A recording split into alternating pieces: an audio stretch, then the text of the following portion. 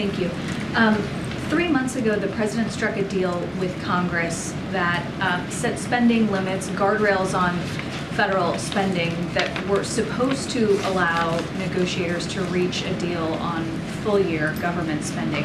Why does the White House believe that the two sides couldn't reach that deal for full-year funding in the last 3 months, now that the White House is suggesting that a continuing resolution will be needed to keep the government open? I mean, look, we have said this is, let's not forget, this deal that was made, right, in early June was a bipartisan decision, right, bipartisan deal.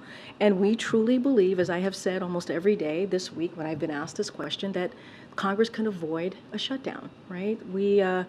They need to uphold their part of the deal, right? This is what the country wants to see. They want to see us coming together in a bipartisan way. And so there is no reason why this should occur. There's no reason why Congress cannot do their job, as we've been very clear about this. They should keep their word. They should keep their word and do their job. This is what the American people want to see. We saw that in the midterm election, the results of that. They want to see us coming together and working on these issues in a bipartisan way, which we were able to do, as you just listed. So we must fund vital programs for American people and meet emergency needs. And so that's what we're talking about. That's what the anomalies that I just listed out is about. It's a technical process here.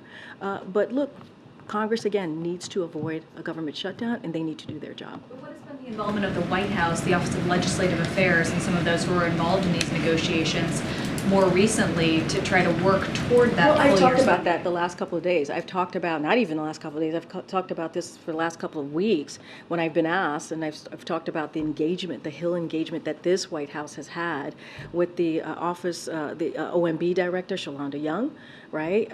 And she has led this process along with the legislative affairs folks. And we have had multiple conversations, multiple calls with congressional members on the Hill. But this does not take away their job and their duty and to keep their word.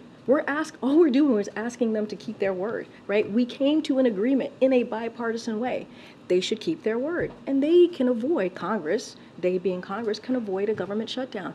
And yes, we have been talking to them, not just for what led to the agreement going into June, where we finally had a bipartisan agreement, but also these past several months. And I've been very clear about that right here from this podium, about our engagement with the Hill, which is going to continue.